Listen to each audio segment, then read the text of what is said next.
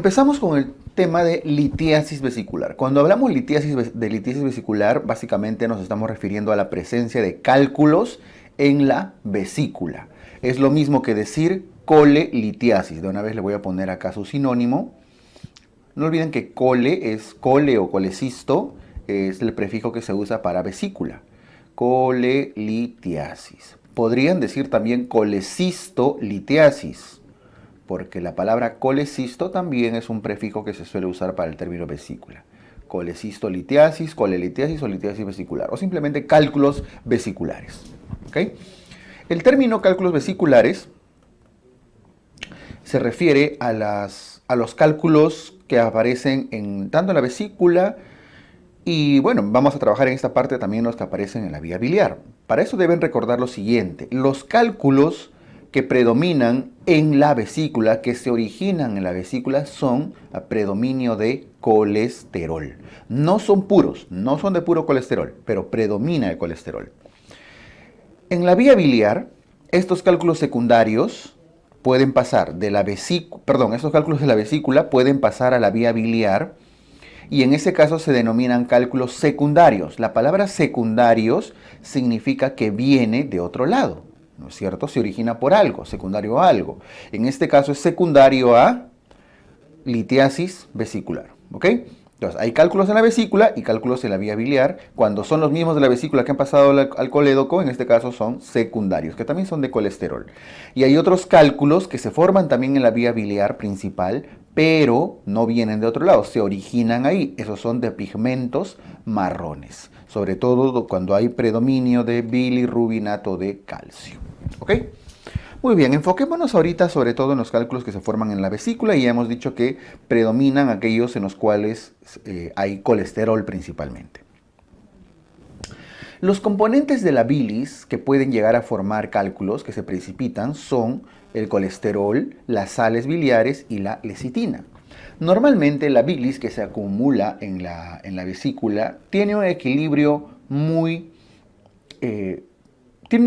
de esos tres componentes, de estas tres sustancias: colesterol, lecitina, sales biliares. Cuando alguno de ellos predomina, empiezan a precipitarse respecto a los otros. Por ejemplo, si empieza a haber aumento de colesterol, se precipita por encima de las sales biliares y la lecitina, formando sobre todo cálculos a base de colesterol, que es justamente el principal componente de estos cálculos. Pero por favor, recuerden en todo caso esos tres datos. Los tres componentes de la bilis que dan lugar después a cálculos al precipitarse son colesterol, sales biliares y lecitina. ¿Ok? Ahora, ¿en qué personas hay alto riesgo de precipitarse? Para empezar, que la precipitación del colesterol para formar cálculos biliares está dada por las dislipidemias en general. La elevación del colesterol, de los triglicéridos en general, está asociado a la precipitación de este colesterol. La obesidad, las mujeres, el sexo femenino, las mujeres tienen más riesgo de desarrollar cálculos, sobre todo mujeres mayores de 40 años. ¿Ok? No son los únicos, por supuesto que los varones también, y está muy asociado a la obesidad y a las dislipidemias. Otra cosa que puede generar la precipitación del colesterol es el ayuno. Toda situación en la cual haya ayuno, es decir, acumulación de bilis en la vesícula sin que sea vaciado, porque como no entra alimento, la vesícula no se activa la colecistoquinina y la vesícula no genera este vaciamiento del contenido. El ayuno también favorece la éstasis biliar. Y ahora que hablamos de ayuno, en general también la nutrición parenteral. Cuando hay nutrición parenteral no ingresa alimento por vía enteral, por lo tanto la vesícula no entra dentro de un funcionamiento fisiológico, ¿no? El embarazo, la gestación, por eso las gestantes tienen alta probabilidad de desarrollar cálculos. La gestación, ¿por qué? Porque hay también, por la progesterona y demás, una éstasis biliar. Estos son varios de los principales factores de riesgo que desencadenan la precipitación del colesterol para la formación de cálculos. ¿Ok? Muy bien. La mayoría de la litiasis vesicular en general es asintomática, es decir, no suele tener síntomas. Tener cálculos en la vesícula no genera dolor, no genera malignización y esto al menos no necesariamente, ¿ok? Casi siempre es asintomático. ¿Cuándo se hace sintomático? Cuando genera obstrucción, cuando los cálculos están asociados a pólipos, etcétera, y trae otros problemas. Así que normalmente es asintomático. Dado que es asintomático, el hallazgo suele ser casual, generalmente por una ecografía a veces de rutina. Acá arriba lo voy a poner. El diagnóstico es asintomático y casi siempre es a través de una ecografía como hallazgo casual, de repente por un chequeo médico o algo. Si es que ya la persona tiene síntomas como cólicos, inflamación y demás, ya evidentemente ya no va a ser un hallazgo casual, ¿no es cierto? Ahí hay una clínica que está sugiriendo que hay alguna patología a este nivel. ¿Ok? ¿Cuál es el tratamiento de la litiasis vesicular? ¿Qué hacemos cuando encontramos cálculos en la vesícula? Muy bien. La mayoría de casos se trata con observación, es decir, no se hace nada. Siempre y cuando el paciente sea asintomático. Acá lo voy a poner asintomático. Es decir, no tiene síntomas, no tiene dolor, nunca ha tenido colecistitis, pancreatitis, colangitis, etc. Listo, observación. ¿Y en qué consiste la observación? Dieta y estilos de vida, es decir, medidas higiénicas. Es decir, bajarle las grasas, corregir la dislipidemia, bajar la obesidad, etc. Una dieta, una alimentación que permita un constante funcionamiento de la vesícula. Es decir, la mayoría de veces suele ser únicamente con observación estos cálculos suelen remitir. ¿Ok? O en todo caso no se complican.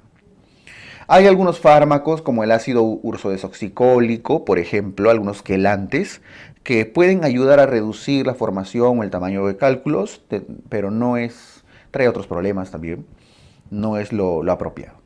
¿Ok? Muy bien. ¿Cuándo es que se decide hacer la cirugía? Cuando se opera una vesícula que tiene cálculos, es decir, cuando se hace la colecistectomía laparoscópica, que es el gold estándar de tratamiento. La cirugía se realiza cuando el paciente está sintomático. ¿Y qué significa estar sintomático? Sintomático significa tener colecistitis o haber tenido colecistitis, tener cólicos a repetición. Cólicos a repetición, una cosa son los cólicos y otra cosa es la colecistitis, ahora lo vamos a ver. Haber tenido colangitis, haber tenido pancreatitis, etc. Alguna complicación anterior, reciente o actual por los cálculos. Solo en ese caso se puede considerar la posibilidad de extirpar la vesícula, hacer una ectomía, de una colecistectomía. ¿Y cuándo también? Cuando hay riesgo incrementado de cáncer. Y ese riesgo incrementado de cáncer, ¿cuándo ocurre? Cuando hay antecedentes personales o familiares. Alto riesgo de cáncer, hay que sacarlo. Cuando se trata de cálculos grandes, mayores a 3 centímetros, mayor o igual a 3 centímetros. Cuando además están asociados a pólipos, y no cualquier tamaño de pólipos, pólipos mayores o iguales a 1 centímetro. Es decir, en conclusión, cuando sacamos la vesícula. Cuando esa vesícula ya dejó de ser asintomática, tiene algún tipo de dolor, complicaciones propias de los cálculos, o cuando esa vesícula genera alto riesgo o está relacionado con alto riesgo de malignizar, de ser cáncer. Antecedentes, tamaño de cálculo y asociación con pólipos. Solo en esos casos se indica cirugía. Y hay una última razón, ¿ah? Y les voy a decir cómo. Ustedes van, de pronto les recibe su abuelita y le dice: mi hijo, mi hija, tú que estudias medicina, me han encontrado unos cálculos hace poco en un chequeo, en la parroquia hicieron una campaña de ecografía y me encontraron, dicen que tengo piedras, ¿cierto? Ok. Y dicen que me tienen que operar, es más, ya me han programado, ya, mañana me operan. Abuelita, ¿pero tú alguna vez has tenido dolor? No, yo ni siquiera sabía que tenían cálculos, me acabo de enterar qué es eso. ¿Alguna vez te has puesto amarilla? ¿Alguna vez te ha dolido mucho acá? ¿Te han indicado algún antiespasmódico o algo? No, nunca. Abuelita, ¿alguien ha tenido cáncer en tus papás? ¿Sabes de qué han fallecido? No. ¿Los cálculos de qué tamaño son? Son chiquitos, te dice que tienen 1 centímetro. ¿Hay pólipos? No. Ustedes piensan, pero no hay razón para operarse entonces, ¿no? Abuelita, tú no te debes operar. Y la abuelita les dice, no, mija, pero quiero sentir la experiencia de entrar a una sala de operaciones. Ah, ok. Esa es la tercera razón. El deseo del paciente. ¿Ok?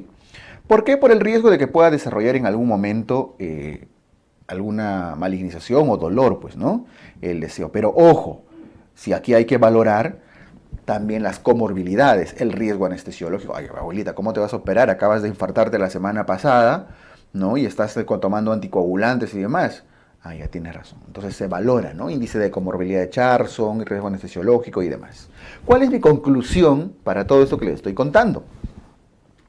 Los cálculos de la vesícula son asintomáticos, se operan si hay complicaciones, si hay sintomatología, se operan si hay riesgo de cáncer y se operan si el paciente tiene el deseo en tanto el riesgo sea menor. ¿No es cierto? Y eso se trabaja con riesgo anestesiológico, ASA y el índice de comorbilidad de Charlson, que lo vamos a trabajar en otros capítulos. Muy bien, esto con la litiasis vesicular.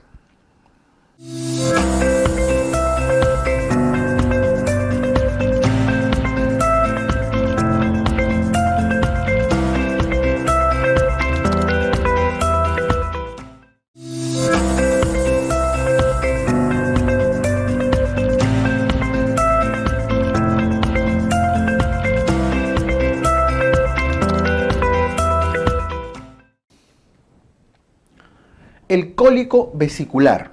¿Qué es el cólico vesicular? Su propio nombre, la palabra cólico, hace referencia a un retortijón, a un dolor, ¿no es cierto? El cólico vesicular o cólico biliar es el dolor cólico retortijón que ocurre en el hipocondrio derecho cuando la vesícula se contrae con fuerza. La vesícula, el músculo de la pared vesicular, tiene una capa también circular interna, longitudinal externa, se contraen y a veces esa contracción es tan fuerte y encuentra resistencia, usualmente por un cálculo, que eso genera dolor. Pero un detalle, el tener dolor no significa que la vesícula esté inflamada. ¿Se acuerdan cuando yo les decía en apendicitis, en otro momento, que el fundamento histopatológico de la apendicitis era que la pared del apéndice se engrosaba, que generaba un edema mayor a 2 milímetros incluso? Igual, para que la vesícula esté inflamada, su pared tiene que engrosarse. Acá en el cólico vesicular no hay engrosamiento de la pared, no hay inflamación. Eso tienen que tenerlo claro. Entonces, si nosotros tenemos un dolor biliar agudo, estoy hablando de un dolor en el hipocondrio derecho, hay que valorar el tipo de dolor. Si el dolor es reciente, de muy corta duración, tiene menos de 30 minutos, recién ha ocurrido, y no tiene signos de inflamación, y por cierto, ¿cuáles son los signos de inflamación? Los de respuesta inflamatoria sistémica, fiebre, leucocitosis, si quieren le agregan PCR y demás cosas. No hay signo de Murphy. No olviden que el signo de Murphy es el arresto inspiratorio. Arresto inspiratorio, signo de Murphy. No hay nada de eso, solamente duele en el hipocondrio derecho, entonces eso es un cólico vesicular. Ven incluso las zonas de dolor, hasta podría irradiarse al hombro, como están viendo. Ahora, ese dolor de corta duración es distinto a un dolor prolongado que no cede con antiespasmódicos. Y no solo antiespasmódicos, en general no cede con analgésicos, AINES, nada. Por más que están tratando de aliviar el dolor, no se alivia, se prolonga. Y además tiene signos inflamatorios, tiene fiebre, tiene leucocitosis, tiene signo de Murphy positivo, el arresto inspiratorio. Esto está describiendo un cuadro de inflamación. Y si es inflamación, es una itis, colecistitis aguda. Entonces, quiero que diferencien el cólico de la colecistitis. El cólico es el dolor porque se retuerce la vesícula. Y se retuerce y duele porque hay probablemente un cálculo que está obstruyendo el cístico y no deja salir la bilis, por más que se contrae. En cambio, la colecistitis ya hay una proliferación de células inflamatorias y un edema de la pared y eso tiene respuesta sistémica. ¿Ok? Muy bien. El cólico vesicular, una vez diagnosticado, aquí hay una imagen, una vez diagnosticado como un dolor en el hipocondrio derecho que podría irradiarse incluso al hombro, como ven tanto por delante como por detrás. Ojo que no es el dolor en cinturón, típico de la pancreatitis. La colecistitis también duele muy similar, solamente que aquí en el cólico no hay esos inflamatorios. Una vez que lo sospechan, ¿cómo se maneja? Con AINES, con antiinflamatorios no esteroideos, ¿no es cierto? No se usa de frente antiespasmódicos tipo iosina, Plidam, pargeberina y esto no. De primera línea son los AINES. No olviden que los AINES tienen un efecto también relajante de la musculatura lisa. Los AINES son antipiréticos, analgésicos, antiinflamatorios, uricosúricos, ¿se acuerdan todos los de farmacología, no? Etcétera. Y uno de sus efectos es relaja la musculatura lisa. Por lo tanto, con un ketorolaco o un ketoprofeno es suficiente. ¿Ok? Y con eso se alivia el dolor y el paciente no requiere un internamiento. William, pero salado porque mi paciente es alérgico a los AINES. Entonces, ¿ya le puedo dar Plidam? No, no le das. ¿Ya le puedo dar iosina, buscapina? No. Si es alérgico a los AINES o en todo caso no cede, de segunda línea están los opioides, opiáceos. ¿Ok? Incluyendo el tramadol, por ejemplo, ¿no? Los opiáceos. Se usaba morfina, ahora con la morfina hay un tema de que probablemente también estimula el espasmo del esfínter de Oddi, aunque en los últimos años hay reportes de que esto no es tan cierto. Pero en todo caso los opiáceos pueden ser utilizados, ¿ok? Para aliviar el cólico. ¿Qué pasa si no funcionan? Entonces, si no funciona es porque eso no es un simple cólico. Entonces estamos pasando a manejarlo como un dolor que no cede con antiespasmódicos y probablemente ya estemos ante una colecistitis aguda. Pero enfoquémonos en el cólico vesicular. Una vez, típico de la emergencia, ¿no? Llega el paciente que comió su pollo a la brasa así, ¿no? Su medio pollo con un kilo de papas fritas, se lo comió a las 10 de la noche, terminó a las 11. 1 de la madrugada se está apareciendo en emergencia con dolor. ¿Verdad? Ustedes que hacen guardias y demás han visto a estos pacientes. Se aparece en la emergencia, ustedes le alivian el dolor y lo mandan a su casa. ¿Qué, doctor? ¿No me van a operar? Porque si a mí me han dicho que eso puede ser cálculos y esto. No, los cólicos no se internan, no se operan. Hágase la ecografía, pero de forma electiva. No amerita internamiento. En cambio, si se trata de una colecistitis aguda, la ecografía sí va a ser probablemente urgente. ¿Okay? Por supuesto que si viene con fiebre, leucocitosis, Murphy, es porque hay algo más que un simple dolor. Muy bien, ese es el manejo del cólico vesicular. La palabra clave, o en todo caso el concepto clave que quiero que recuerde de acá es que el cólico no tiene componente inflamatorio.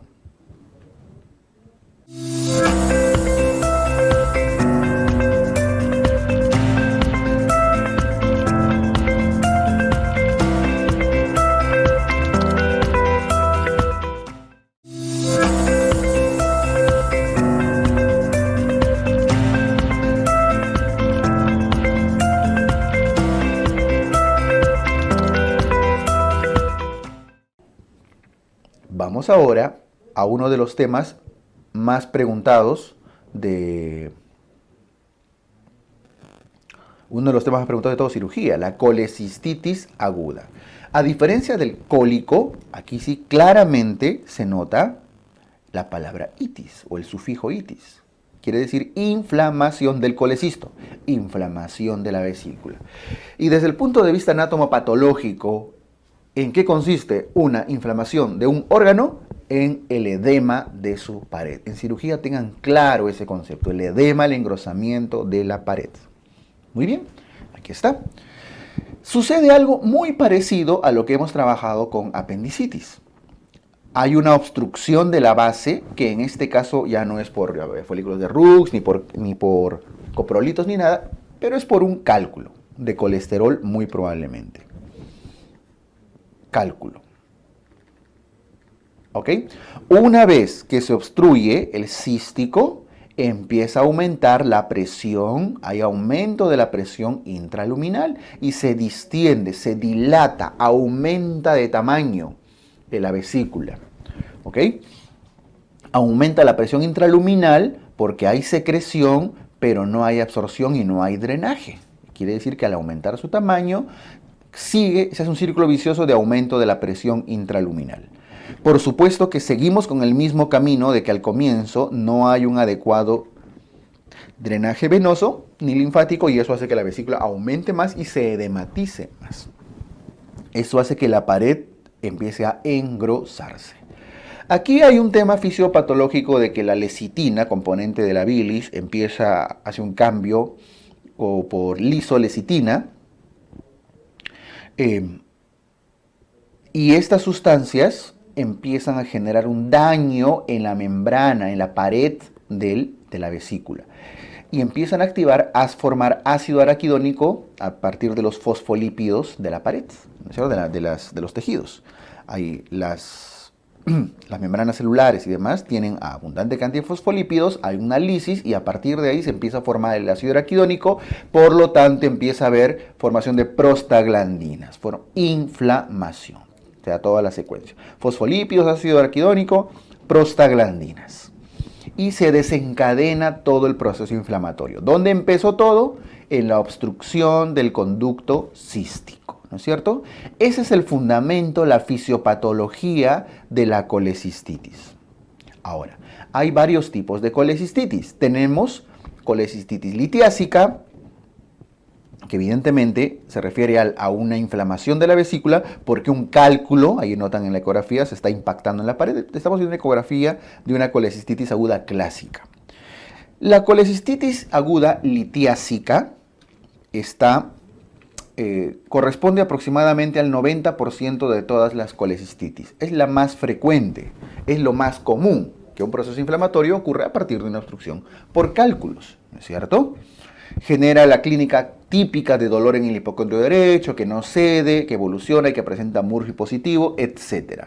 Estas colecistitis litiásicas, que se dan por cálculos, o calculosas también le pueden decir,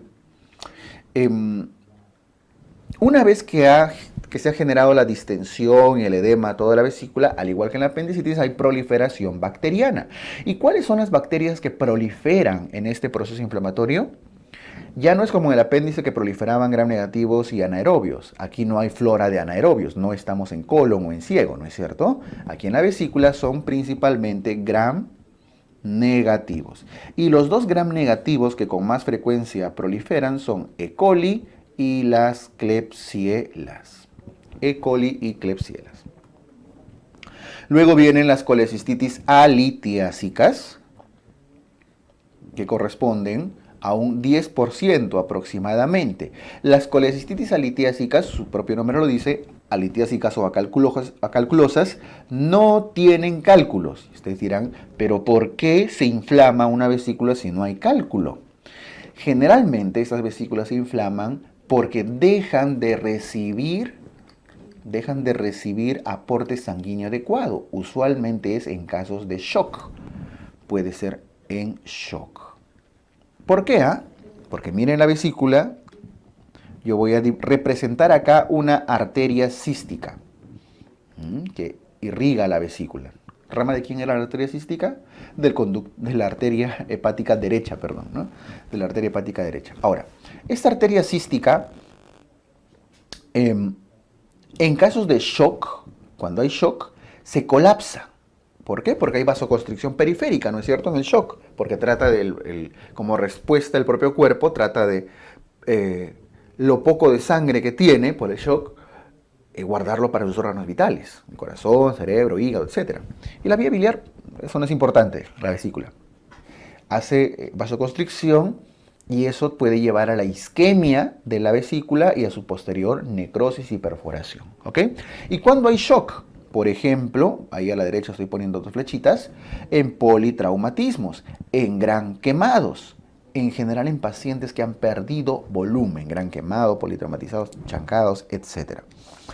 ¿Cuándo también puede ocurrir esta colecistitis alitiásica? En casos de inmunosupresión. Por algún motivo el paciente está en inmunosupresión, de repente está en UCI, ¿no? Está con sepsis por algún motivo,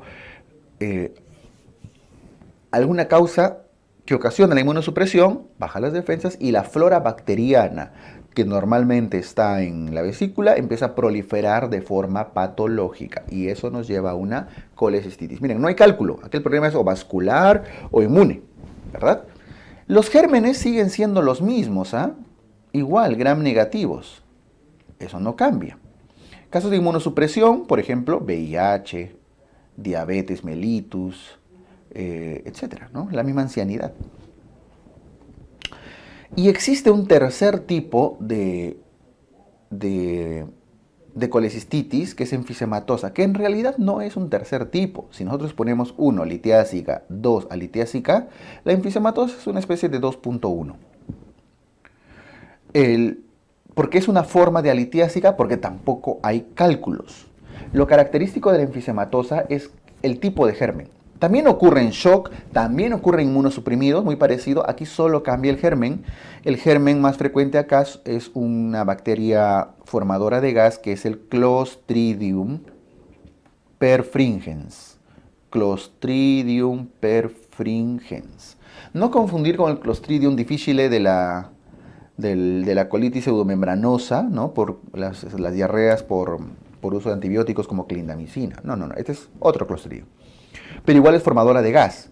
Al ser formadora de gas, es un anaerobio, prolifera, forma gas-aire en la pared y eso le da la imagen de enfisema, ¿no? Aire dentro de la pared de la vesícula. Es casi exclusivo o muy común en todo caso en diabéticos, ¿ok? Y al ser formadora de gas puede ser causa de hallazgos radiológicos como la aerobilia, neumobilia, etc. También le llaman colecistitis gangrenosa en algunos casos. Corresponde a menos del 1% de las colecistitis y menos mal porque es altamente mortal, ¿ok? Esta es una imagen característica, lo voy a agrandar, vean dónde está la flechita amarilla. Noten que las flechas blancas, ahí a su izquierda, están mostrando espacios de aire, de radiolucidez. Bueno, esta es una tomografía, ¿no? Quiere decir aire en la pared de la vesícula y que por supuesto ya se ha formado en su interior también. Esto es una colecistitis enfisematosa, ¿ok? En una tomografía. Podría incluso diagnosticarlo con una radiografía, por ejemplo. Son los 3 tipos clásicos de colecistitis aguda. Por supuesto que la que más nos interesa es la colecistitis aguda litiásica, porque es la más frecuente y lo voy a resaltar. ¿Ok? Cuya ecografía lo tienen acá. Pared engrosada por un cálculo que se ha impactado en el bacinete de la vesícula o en todo caso en su conducto cístico y no permite la salida de bilis. Muy bien. ¿Cómo se diagnostica la colecistitis aguda? Tradicionalmente la colecistitis siempre se ha diagnosticado en personas que de por sí ya vienen con dolor. Un dolor biliar agudo quiere decir un dolor en el hipocondrio derecho. Dolor en el hipocondrio derecho. Esta parte ya la hemos visto en el sentido de que cuando se trata de un dolor reciente de menos de 30 minutos, que no hay fiebre, no hay leucocitosis, Murphy, ¿cómo se llamaba esto? Cólico vesicular. ¿Ok? Cólico vesicular. Pero enfoquémonos en este de acá, en el dolor de larga duración, que no se dé con antiespasmódicos, que presenta arresto inspiratorio, Murphy positivo, fiebre, leucocitosis, etc. En estos casos estamos ante una colecistitis aguda o probable colecistitis aguda que requiere una ecografía urgente. Recuerdan que el cólico vesicular era una ecografía electiva, ¿no es cierto? La mandan de alta y se hace ecografía al día siguiente, etcétera, por consultorio. La colecistitis, si quiere, requiere estudio urgente. Ahora, ¿cuáles son los hallazgos que suelen encontrar en una colecistitis aguda? Para empezar, la pared mayor o igual a 4 milímetros. Esto de acá, una pared engrosada, notan la línea amarilla que he hecho, está engrosada y eso mide 4 milímetros para arriba. ¿Cuánto era un apéndice? 2 milímetros, ¿no es cierto?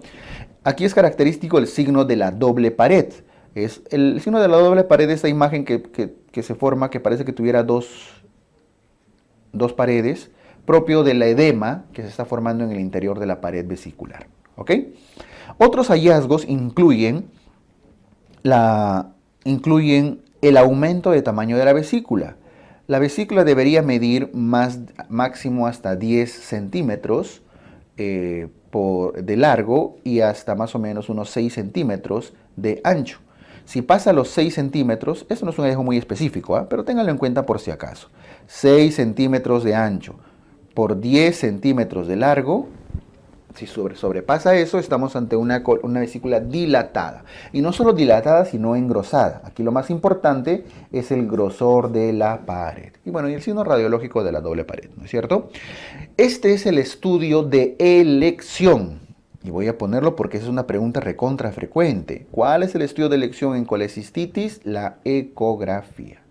Hay casos donde la ecografía podría no ser muy confiable, podría no ser muy concluyente, etc.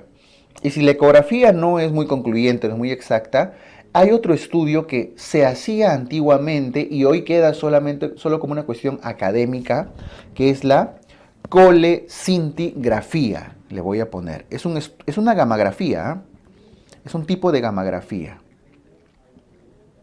en el cual se le inyectaba al paciente su radioisótopo, su tecnesio 99, asociado a IDA, ácido imido acético hepático, no importa ya el nombre, en realidad porque esto ya casi no se hace.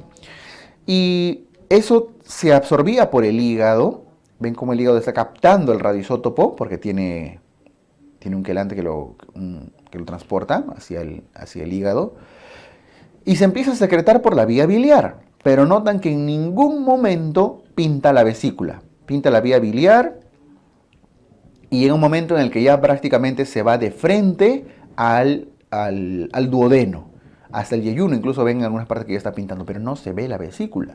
Quiere decir que está obstruida muy probablemente. Este es un estudio ya muy, muy antiguo, queda todavía como un estudio altamente específico en dudas diagnósticas, cuestiones académicas. Ya hoy en día la ecografía ha crecido tanto que ya prácticamente es el único estudio que se suele hacer y que diagnostica casi el 100% de colecistitis. ¿Ok? Esto como una forma de diagnosticar clásica, práctica. Porque hoy en día el diagnóstico de la colecistitis prácticamente está enfocado a los criterios de Tokio que se han dado el año 2018. Ya debería haber una actualización dentro de un año aproximadamente, porque cada 5 o 6 años se suelen reunir. La anterior a este fue Tokio 2013, para definir los distintos criterios tanto para colecistitis como para colangitis. ¿Qué dice en el caso de colecistitis? Hay 3 criterios. Uno de ellos a signos locales de inflamación.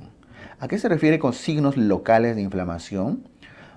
Signos en el hipocondrio derecho o en el cuadrante superior derecho del abdomen que manifiestan algún tipo de inflamación. Entre ellos, el arresto inspiratorio, el signo de Murphy.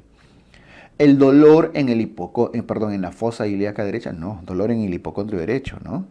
Acá tenemos un lapsus.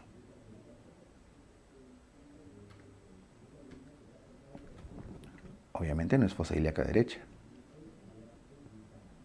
Está el liquid paper.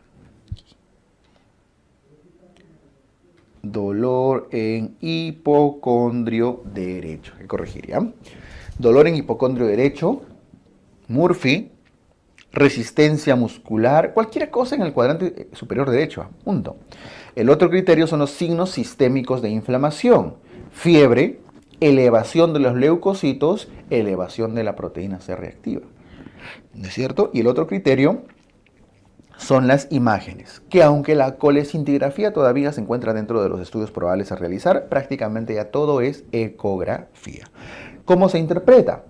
Para diagnosticar colecistitis aguda en un paciente, sospechamos en quienes tienen A más B. Quiere decir un signo de A más un signo de B. Cualquiera de ellos. Por ejemplo, Murphy con fiebre.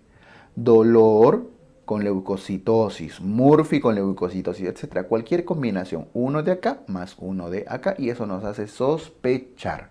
¿Cómo lo confirmamos? Cuando tiene los tres. A más B más C. Quiere decir que el estudio o aquel criterio que confirma una colecistitis aguda es la ecografía. ¿Y cuáles son sus hallazgos? Sus hallazgos son precisamente los que hemos puesto acá. El engrosamiento de la pared. ¿Ok? Esto según Tokio 2018. En las mismas guías de Tokio 2018 aparece la clasificación de grado 1, 2, 3, que es leve, moderado, severo. De esta forma, primero severo, luego moderado y luego leve. Y hay una razón. ¿Cuándo se indica, cuándo se dice que una colecistitis es severa? Empecemos por ahí. Es severa, y no solo para colecistitis, sino también para colangitis, cuando tiene signos de compromiso multiorgánico. Daño multiorgánico.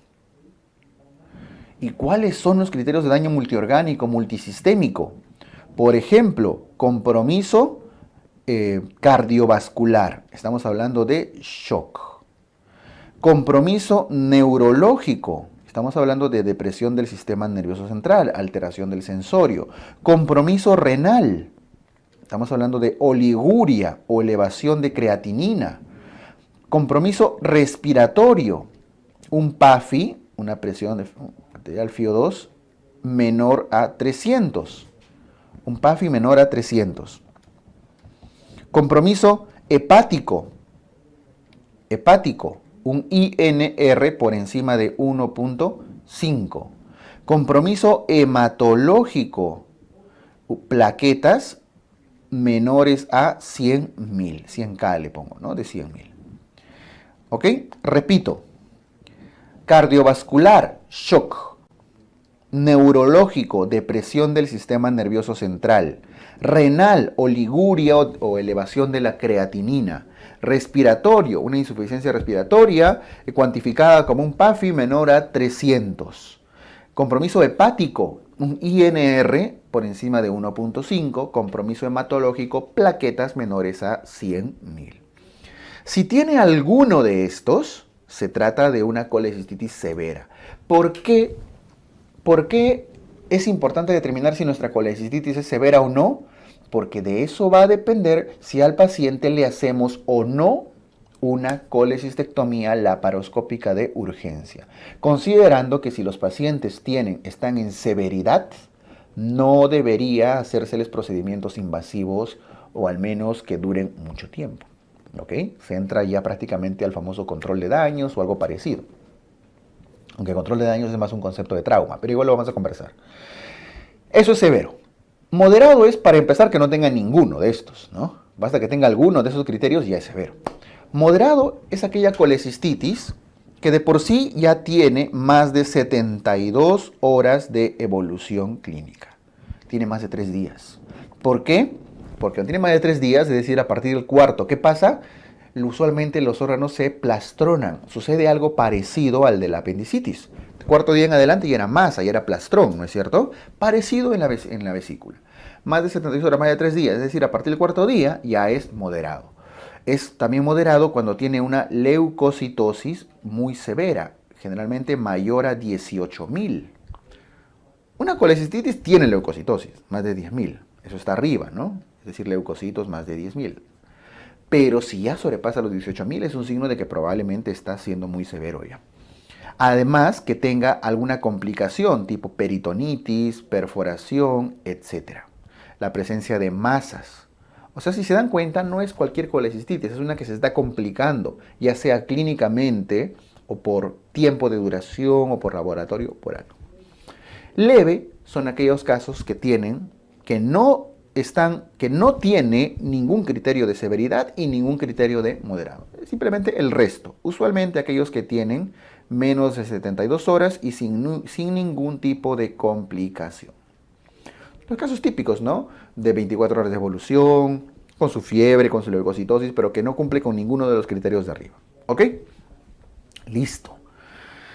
Entonces, este es uno de los puntos y uno de los temas más preguntados de todo el examen de cirugía, el diagnóstico correcto de la colecistitis aguda. Y si se dan cuenta, no es difícil. Lo pueden hacer con el cuadro de la izquierda, que es la forma clásica, digamos, en cuanto a algoritmo de diagnóstico, ¿no? Y lo pueden hacer con criterios de Tokio, que es mucho más exacto, más académico probablemente, y en cualquier otro caso van a llegar al mismo resultado. ¿Qué complicaciones tiene la colecistitis aguda? Una larga lista. Voy a empezar por abajo. Puede complicarse con formación de masas, es decir, también con plastrones. Aunque no se usa mucho el término de plastrón acá, pero puede formar masas. Puede perforarse y hacer una peritonitis. Puede dilatarse tanto y llenarse, la obstrucción puede generar que se llene de un contenido linfático y termina llamándose hidrocolecisto. O puede llenarse de pus, piocolecisto. Pio hace referencia a contenido purulento usualmente, ¿no? Se llena de líquido, hidrocolecisto. Se llena de pus, piocolecisto. Puede cronificar, puede irse hacia la cronificación, porque agudo se refiere de un evento actual, pero a veces hay colecistitis agudas a repetición y un proceso inflamatorio ya de largo tiempo que terminan haciendo que la vesícula, en vez de seguir creciendo, dilatarse, empieza ya también a atrofiarse, a calcificarse, a fibrosarse. Los términos vesícula en porcelana y vesícula esclerotrófica en ambos casos hacen referencia a la cronificación de la colecistitis. La vesícula en porcelana, que tienen una imagen ahí a la derecha, la ven blanquita la vesícula, por eso le llaman en porcelana porque se calcifica. Tiene tanto depósito de calcio que en las imágenes se ve como una porcelana blanca reluciente, ¿no es cierto? Si está calcificado es porque ya tiene mucho tiempo de evolución y por supuesto que ya incluso se hace afuncional, pierde su función la vesícula, ya si está calcificado ya no se puede contraer, secretar nada. Y esclerotrófica, su propio nombre lo dice, ¿no? Cuando empieza a atrofiarse como si fuese una pasita, ¿ya? Se atrofia.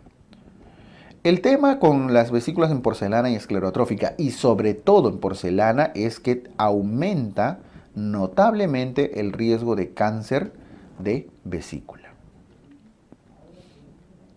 ¿Ok? Listo. Esas son algunas de las complicaciones, tanto a corto plazo, tempranas como la peritonitis y las masas, como a largo plazo, la vesícula en porcelana, esclerotrófica y demás. Puede fistulizar. El concepto de fístulas biliares es que la vesícula, al no encontrar salida directa por el conducto cístico de su bilis, busca camino por otro lado. Y miren, puede fistulizar hacia la primera porción del duodeno, como están viendo acá. Se forma una fístula colecisto-duodenal a la primera porción del duodeno. Busca su propio caminito, se pega y hace un hueco y lo perfora al duodeno. Fístula colecisto-duodenal. Puede buscar caminito hacia el colon, al ángulo hepático del colon, como están viendo, fístula colecisto-cólica. Puede fistulizar hacia el estómago, al antro gástrico. Puede fistulizar, pero puede haber una forma de fístula de la misma vía biliar. Noten acá abajo, no sé, voy a aumentar el tamaño. Noten que ese colédoco está haciendo un caminito. A veces el cálculo pasa, ¿no? Y no logra pasar al duodeno, encuentra un caminito y lo perfora al duodeno. Son formas más raras de fístula. ¿Ok? Y diferentes formas. Lo más común dentro de las fístulas biliares es esta de acá, la colecisto-duodenal. Lo voy a poner en primer lugar y esto en segundo lugar, porque son las dos formas de fístula más frecuentes. ¿Ok? Y hay una forma de complicación también donde el cálculo, noten la imagen de abajo, esta de acá, se impacta en la vía, se impacta en en su bacinete. Es un cálculo grande que no puede pasar y al impactarse y no poder seguir avanzando hacia la vía biliar, le genera obstrucción. Eso se llama síndrome de Mirici. Miren, una cosa son las fístulas y otra cosa es el síndrome de Mirici. ¿Ya? La colecistoduodenal es la número 1, la más frecuente, pero no olviden que este de acá hace referencia a la imagen del síndrome de Mirici. ¿Qué es el síndrome de Mirici entonces? El síndrome de Mirici es una obstrucción de la vía biliar principal porque un cálculo se impacta en el bacinete vesicular. ¿Ok? Pueden coexistir, sí, de hecho las fístulas tienden a ser una forma de evolución del síndrome de Mirici. Hay clasificaciones al respecto incluso. Es decir, se impacta el cálculo y al no encontrar salida a la bilis termina buscando un caminito como de los distintos tipos de fístula, ¿no es cierto? Listo. Esta es una pregunta muy frecuente. ¿Cuál es la fístula más común que hace la vesícula? ¿Y qué es el síndrome de Mirici? Bien, tenemos aquí entonces una lista ya amplia de diferentes complicaciones. Otra complicación muy preguntada es el íleo biliar. El íleo biliar consiste en la obstrucción intestinal por la impactación de un cálculo en la válvula ileocecal. Para que haya íleo biliar, previamente tiene que haber una fístula colecistoduodenal, cosa que el cálculo pasa al duodeno y bueno, el duodeno, el cálculo le da su mayor tesoro, ¿no? El cálculo le da su piedrita al duodeno. Y el duodeno le dice, gracias vesícula, me has dado tu tesoro, me has dado tu piedrita, yo te devuelvo aire. ¿Qué es lo que tiene el duodeno? Le da aire, el tracto gastrointestinal. Hace un intercambio, cálculo al duodeno y del duodeno aire hacia la vesícula. Y de ahí viene la clínica. Ese cálculo recorre todo el duodeno y ayuno ilion y se impacta en la válvula ileocecal. Para que eso suceda, los cálculos deben tener más de 3 centímetros, por lo menos 3 centímetros, porque un cálculo chiquitito no va a obstruir la válvula, ¿no es cierto? Suelen ser cálculos grandes y que van aumentando de tamaño en el camino. La tríada clínica del íleo biliar incluye antecedente de colelitiasis, es decir, saben que la persona tiene cálculos y tiene un episodio ya sea actual o de hace poco de colecistitis aguda. Podrían unir incluso esos dos criterios, esas dos líneas como simplemente colecistitis aguda calculosa, ¿no es cierto? Saben que tiene cálculos, estos cálculos le están generando una colecistitis y a los pocos días se obstruye. ¿Qué pasó? Es una colecistitis que probablemente no han tratado correctamente, el cálculo pasa al duodeno, luego avanza hacia la vía biliar, hacia la válvula ileocecal y genera obstrucción intestinal clínicamente. Listo, si les ponen un caso clínico así, ustedes ya tienen que diagnosticar íleo biliar. Y existe también una tríada radiológica. Para empezar, lo más importante, aerobilia. ¿Qué significa la aerobilia? Aire en la vía biliar. No confundir con neumatosis. La neumatosis es aire en las paredes de la víscera. Usualmente se usa para describir la enterocolitis necrotizante, ¿no? El NEC. Aerobilia,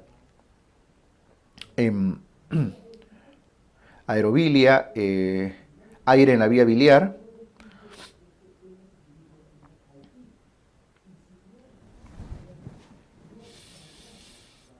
Niveles hidroaéreos. Los niveles hidroaéreos como signo radiológico característico de la obstrucción podrían ser otros, como están viendo en la imagen de la derecha, ¿no? Una imagen de monedas apiladas, que también es característico de obstrucción del intestino delgado, y una radioopacidad en la fosa ilíaca derecha, que están viéndolo en la segunda imagen, ahí lo que está señalando la flecha blanca, ¿no? Un calculito, una imagen radio opaca, que es el cálculo impactado en la válvula ileocecal. Listo. Aquí está la aerobilia, aire en la vía biliar, esas imágenes oscuras, negritas, esa radiolucidez, aerobilia, obstrucción intestinal y radioopacidad en la fosa ilíaca derecha. Los tres son prácticamente diagnósticos de un íleo biliar. Ahora, lo más característico usualmente son estos dos primeros porque es raro encontrar esta radioopacidad. Listo, entonces lo pueden diagnosticar tanto clínicamente como por radiología, ¿okay? Con su radiografía de abdomen. Muy bien, Entonces tienen acá la lista de complicaciones. De esto lo más preguntado de lejos es el hilio biliar. Y ahí luego lo de la izquierda pueden preguntar alguna vez, sobre todo cuál es la fístula más frecuente. Pero el hilio biliar sí es súper común. Hay un síndrome en el cual el cálculo puede obstruir el mismo duodeno. Cuando un cálculo obstruye el duodeno, ya, acá la salida del estómago, estoy diciendo en la imagen número 1 de la izquierda, puede generar una obstrucción intestinal, quedarse impactado ahí, obstruye y genera una dilatación del estómago. Eso se llama síndrome de Bouveret. Síndrome de Bouveret, que es una obstrucción duodenal, por una fístula también. Entonces, si lo que se dilata es el estómago porque se obstruye ahí a su salida, es Bouveret. Hilio biliar es una obstrucción en la válvula ileocecal. Listo. ¿Cuál es el tratamiento de la colecistitis aguda? Una vez diagnosticado, el tratamiento es la colecistectomía. Punto. Sacar la vesícula. Ahora o más adelante, en algún momento tiene que hacerse la colecistectomía.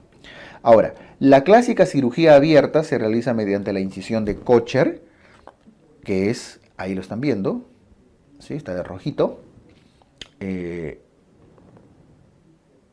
La incisión subcostal clásica. O, como se prefiere hoy en día, la laparoscopía, ¿cierto? Aquí se está usando una cámara y 3 trócares adicionales, ya eso se ha ido reduciendo, se trabaja con 2, con 1, con monotrócar, como decíamos también con imanes, con esto, con lo otro, y prácticamente haciendo cada vez más invisible la cicatriz. ¿Ok? Pero tienen las dos opciones clásicas de abordaje.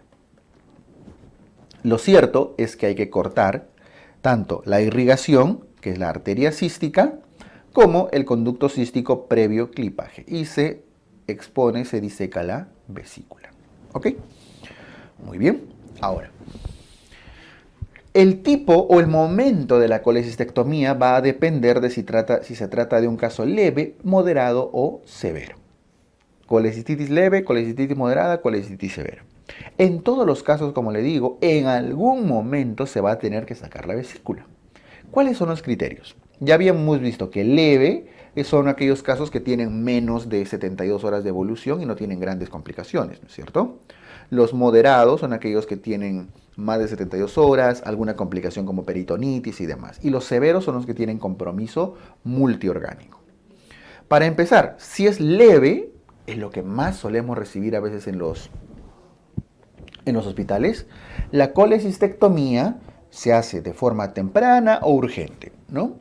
Colelap temprana, colelap urgente. Quiere decir que si es un caso que tiene menos de 72 horas de evolución, listo.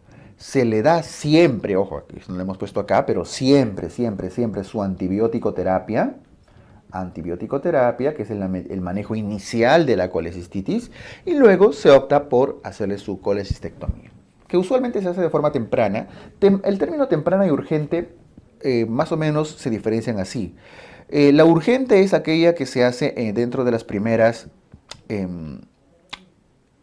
12 horas. Quiere decir que se hace en esa guardia, ¿no es cierto? Es una cirugía de emergencia, o al menos de urgencia. Y temprana es aquella que se hace de forma electiva, pero dentro de la misma hospitalización. Es decir, ustedes pueden darle antibiótico terapia, le alivian el dolor, lo hospitalizan y durante esa hospitalización tienen que operarlo, tienen que programarlo. Es decir, llega a las, no sé, se me ocurre, 10 de la noche, ya lo ingresan, le toman su historia, le dan antibióticos, pasa a hospitalización y al día siguiente llegan, pasan visita, llega un ingreso de emergencia, un cuadro de colecistitis, listo, prográmenlo para operarlo mañana o más tarde. ¿Ok? ¿Podría hacerse de urgencia también? Sí, pero mucho va a depender de cuestiones administrativas, de disponibilidad también, ¿no es cierto? La misma hospitalización usualmente dentro de las primeras 72 horas. Ahí, dentro de los próximos 3 días. Listo, entonces, en general las colecistitis agudas leves se operan pronto.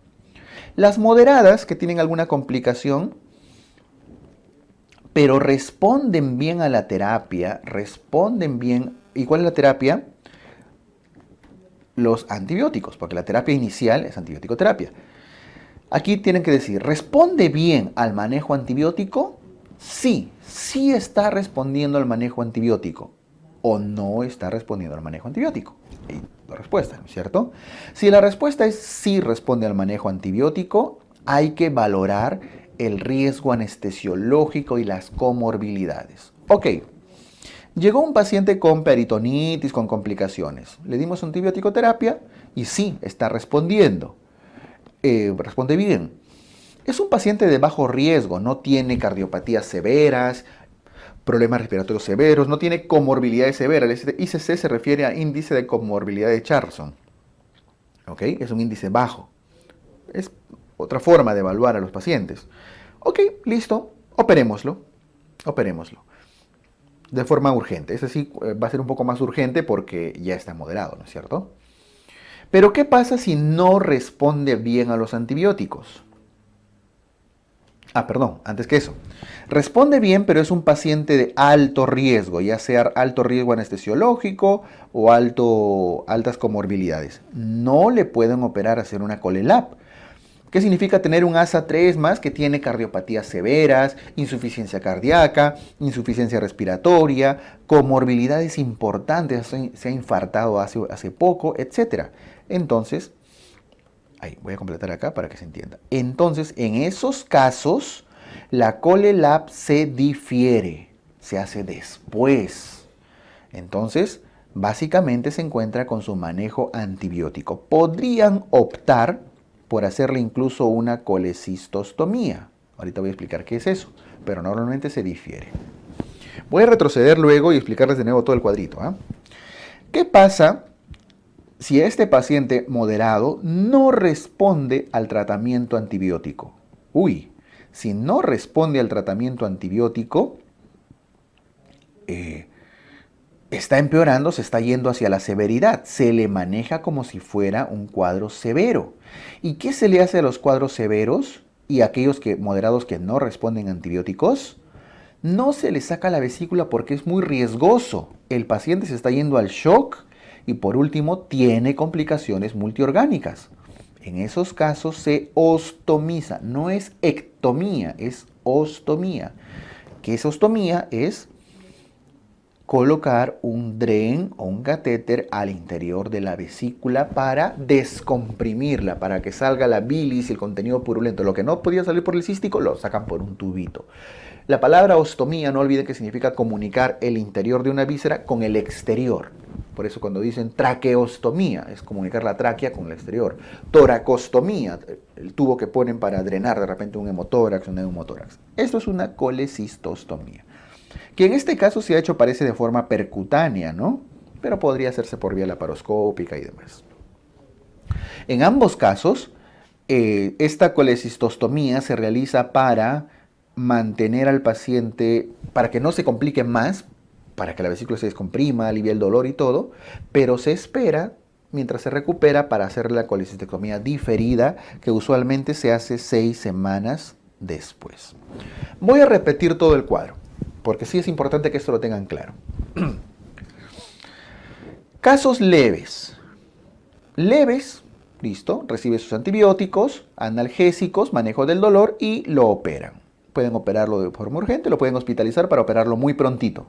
Por eso se llama ColeLab temprana o urgente, ¿no es cierto? Creo que eso sí está bien fácil. El tema está acá. Si es moderado, hay que darle los antibióticos. Si hay buena respuesta a antibióticos, qué bacán, está mejorando. Pero no significa que los antibióticos van a curarlo, simplemente están recuperando su estado, ¿no es cierto? Está mejorando la fiebre, la leucocitosis y demás. Para operarlo ahora o después va a depender de las comorbilidades y el riesgo. Ustedes ven, es una persona joven, tiene 40 años, no está infartado, no tiene grandes comorbilidades, hay que operarlo. No tiene mucho riesgo. Pero es un paciente de 90 años, ¿no? Que se ha infartado la semana pasada, que acaba de recuperarse de un cáncer. ¿Lo operarían ahorita? Mucho riesgo. pero estaba respondiendo bien a los antibióticos. Ok, que siga con antibióticos. Vamos a valorar la necesidad de ostomizarlo o de operarlo después, pero no se le hace la colecistectomía pronta, urgente. ¿Ok? Listo. Entonces, ¿de qué depende? De la respuesta al manejo inicial y del riesgo que implica operarlo ahora, de sus comorbilidades. Y si es un paciente en severidad, es decir, que tiene alguno de los criterios de severidad, que eran cuáles, shock, depresión del sistema nervioso central, trastorno del sensorio, coagulopatías, etc., listo, no le pueden sacar la vesícula. Lo ostomizan para que mejore su estado y esperan 6 semanas o más quizá a operarlo después. ¿Ok? El 99.9% de veces que han preguntado esto, casi siempre está en esta parte de acá. Pacientes leves o moderados que responden a antibióticos, que responden bien y que no tienen mucho riesgo. Ese es el 99.9% de preguntas. Por eso es que la respuesta casi siempre es colecistectomía urgente, ¿no es cierto? O temprana.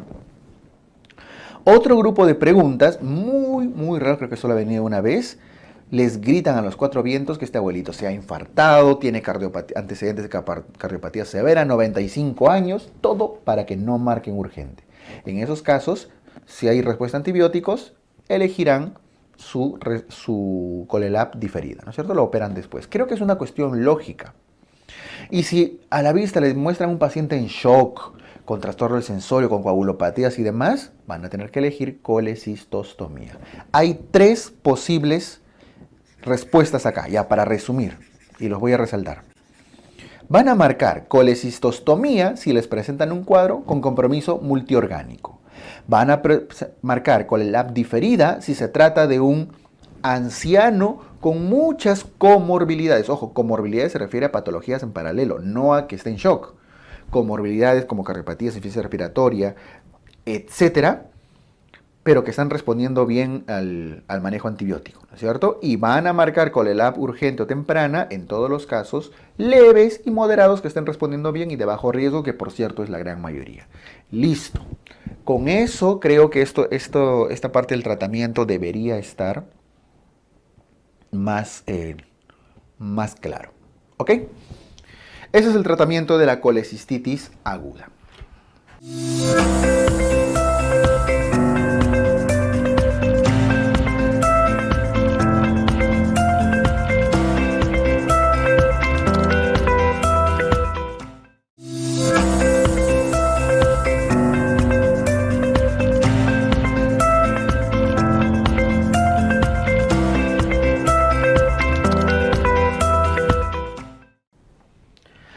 El término colecistitis crónica, ojo, crónica, es un término anatomopatológico. Hay un error en decir que la colecistitis crónica es varias veces aguda o que hay agudas durante mucho tiempo. Sí, desde el punto de vista de probable diagnóstico y demás, sí, colecistitis a repetición o de largo tiempo de evolución sí puede interpretarse como una colecistitis crónica. Pero para hablar de cronificación, tiene que haber hallazgos propios de inflamación crónica. ¿Y en qué consiste la inflamación crónica? Los conceptos básicos de patología general. Fibrosis. La pared de la vesícula no solamente está engrosada, sino fibrosada. Y al estar fibrosada, esa vesícula ya no se puede contraer, ¿no es cierto? Porque ya no tiene esa fuerza de contracción por la fibrosis. Pierde función.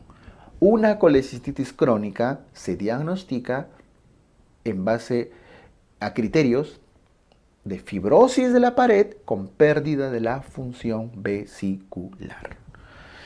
Por eso cuando cuando ven la imagen, es una imagen con una pared evidentemente gruesa, que podría incluso estar calcificada, y en esos casos se llama vesícula en porcelana, ¿no es cierto? Con la pared que ya prácticamente se está deformando, y esto de acá, con abundante fibrosis. La palabra clave acá es fibrosis, que podría llegar a la calcificación. Empiezan a proliferar con más abundancia. No sé si alcanzan a ver estos orificios chiquitos. Le voy a poner acá una flechita. Ahí está. Estos pequeños orificios empiezan a aumentar en cantidad. Normalmente siempre están presentes, ¿eh? Son los famosos senos de Rokitansky-Ashov, solo que en la cronificación abundan. Ahí están. Es la misma invaginación de la mucosa que empieza a tener prácticamente la formación de una glándula dentro de la pared, el seno de Rokitansky-Ashov, por invaginación de la mucosa. Listo, la colecistitis crónica, por favor, concepto clave, fibrosis y pérdida de la función. Esa fibrosis podría llegar a la calcificación. Y la colecistitis crónica en general puede evolucionar hacia una malignización.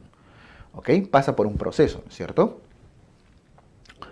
Para poder malignizarse. Pero tiene más riesgo. De hecho, una forma las vesículas calcificadas, ¿cómo se llamaban? Vesícula en porcelana. Para que una vesícula en porcelana malignice, es aproximadamente un riesgo de 20 a 30% aproximadamente. Eso es un montón. Que 20% de las vesículas en porcelana hagan cáncer después es bastante, ¿cierto? Entonces vean la importancia. Listo, lo que quiero que acá tengan claro es que el término colecistitis crónica es un término histopatológico, ¿okay? Anatomopatológico en general, y va más allá de decir que es a repetición o no. Punto. Con eso cerramos la parte de colecistitis crónica.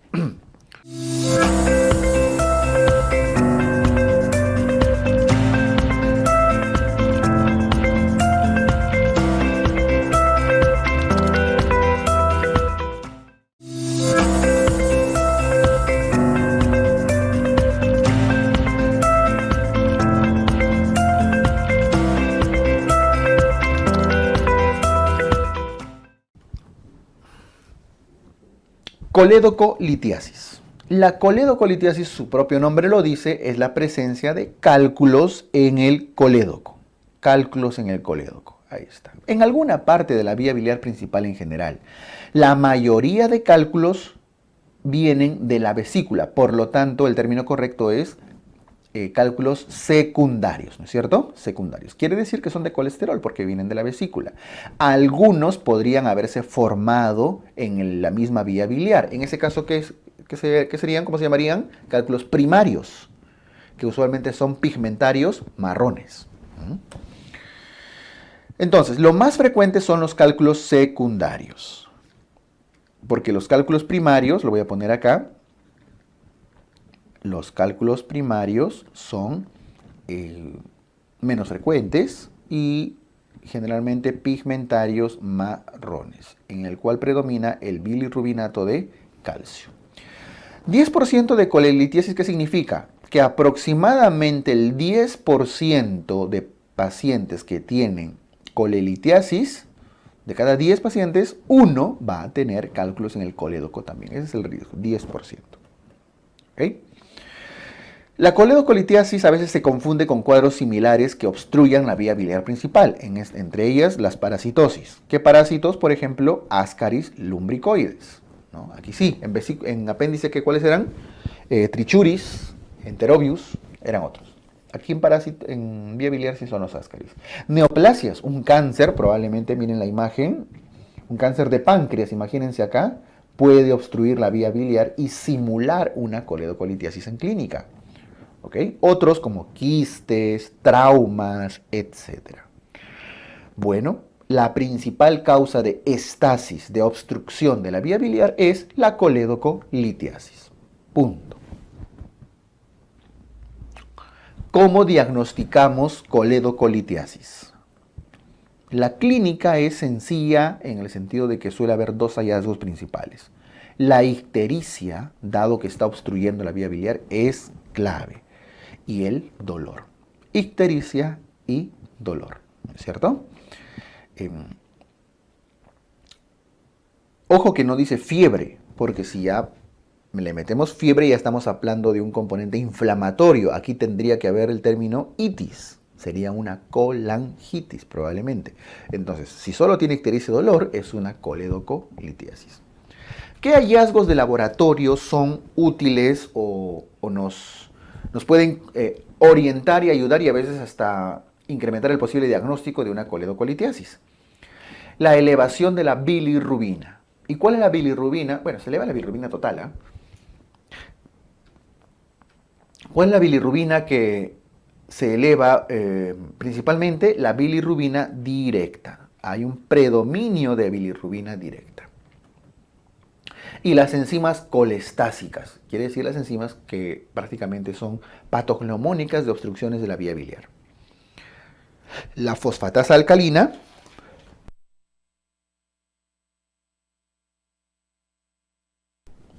y la gamma glutamil transferasa, FA y GGT. Pregunta de examen. Usualmente se elevan por encima del 50% de su valor normal en esta persona. O sea, de su valor normal por 1.5, ¿no es cierto? En ambos casos, más del 50% de su valor basal. ¿Ok? 50% de incremento. Pero lo importante que quiero que tengan claro acá en el diagnóstico de la coledocolitiasis son los estudios de imágenes. Ya tienen la clínica, en quienes sospechan, le duele y está con ictericia. Le toman exámenes de laboratorio, bilirrubina, enzimas colestásicas, etc. Ojo que también podría haber elevación de amilasa. Podría haber. Ya ténganlo en cuenta. Podrían elevarse las enzimas hepáticas, TGO, TGP. Podrían. Pero lo importante es que consideren la elevación de la bilirrubina y las enzimas colestásicas en general, ¿ya? Los estudios de imágenes, el estudio inicial. Esa palabra, por favor, lo voy a resaltar porque tienen que tener claro el primer estudio, el estudio inicial. Es la ecografía. Ojo que no dice cuál es el estudio de elección o el gold estándar, el mejor estudio para diagnosticar. No, es lo primero que se hace. ¿Por qué? Te dirán, pero si la ecografía, difícil que detecte si la zona de obstrucción es retroperitoneal. No olviden que el colédoco, en su mayor longitud, por esa rotación que había hecho el páncreas en la embriología, se coloca en retroperitoneo. Y la ecografía no es útil para ver retroperitoneo. Es muy raro que detecte cálculos. La ecografía lo hacen para ver la dilatación de la vía biliar. ¿Y cuánto debería medir? Como máximo 6 a 7 milímetros. Generalmente 6 milímetros cuando hay vesícula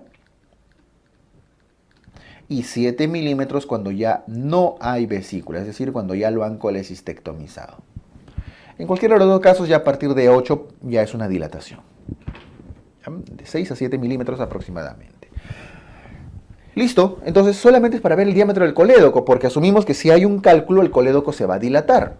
Pero no es el mejor estudio necesariamente. Ahí están viendo. A veces tienen suerte, como acá. Le hacen la ecografía y ¡oh, qué suerte! Vieron el cálculo. Listo, pues si vieron el cálculo, ya qué más van a hacer, ¿no? Ya lo han diagnosticado. Pero no siempre tienen esa suerte.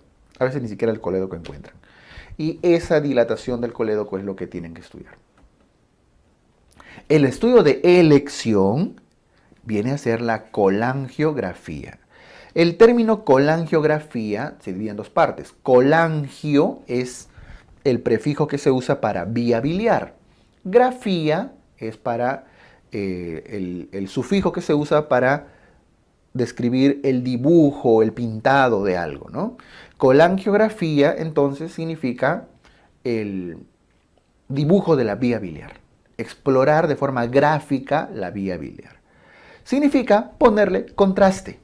Ya está. Contraste en la vía biliar para tomarle una foto. Ahora, la forma como pueden hacer la colangiografía es de dos maneras. Pueden hacerlo de forma endoscópica, con una colangiopancreato-retroendoscopía, o pueden hacerlo a través de una resonancia. Pero ambos son colangiografía, solamente se está viendo acá el modo. Si es de forma endoscópica, CEPRE, colangiopancreato-retroendoscopía. Si es por inyección de contraste y le toman una resonancia, colangioresonancia. Ambos son útiles. La diferencia es que la colangioresonancia es no invasiva. Esa es su gran ventaja, a diferencia de CEPRE, ¿no? CEPRE es invasivo, pero tiene una ventaja enorme. Hace diagnóstico y a la vez hace tratamiento, porque el tratamiento de la coledocolitiasis es CEPRE. Dado que es diagnóstico y tratamiento, suele ser el estudio de elección. A menos que tengan tanta duda que no amerite invadir al paciente o ponerlo en riesgo con un procedimiento invasivo. En esos casos, ante dudas y que necesiten todavía seguir estudiando al paciente, es mejor una colangioresonancia. ¿Y cómo definimos? Si la pregunta es directa, ¿cuál es el mejor estudio? Punto, van a poner CEPRE, que es lo que más se hace porque ahí mismo, en ese mismo estudio, pueden hacer el tratamiento. Pero si se trata de un caso clínico que tienen que tomar una decisión, eso dependería de otros criterios. Y vamos a ver.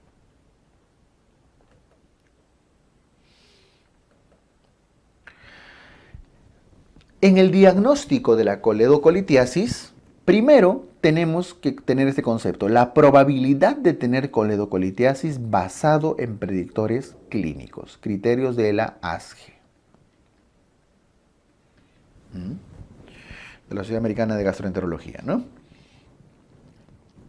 Probabilidad de tener coledocolitiasis, o sea, si realmente tengo o no tengo coledocolitiasis basado en predictores clínicos. Hay tres posibilidades, que tengamos una baja probabilidad, es decir, es muy poco probable que tenga cálculos en el colédoco, una alta probabilidad, es muy probable, sí tengo cálculos en el colédoco, o una probabilidad intermedia. Intermedio siempre es la duda diagnóstica, ¿no es cierto? ¿Por qué es importante esto? Porque si la probabilidad es baja, la probabilidad que tenga coledocolitiasis es baja, entonces no necesito explorar la vía biliar. Podría sacarle su vesícula tranquilo. Ojo que hay que sacar la vesícula porque la mayoría de cálculos vienen de la vesícula, ¿no es cierto? Entonces, listo, le sacan la vesícula y tranquilos apagan su celular, nadie les va a llamar por teléfono diciendo que se les ha complicado. ¿Por qué lo hicieron? Porque tenían una baja probabilidad. El otro extremo es, voy a de una vez mover todo. El otro extremo es que sea una alta probabilidad. Si tienen una alta probabilidad, entonces sí, amerita hacerle un estudio invasivo porque están seguros que hay, o casi seguros que hay un cálculo, CEPRE. Y probabilidad intermedia significa que tienen duda diagnóstica.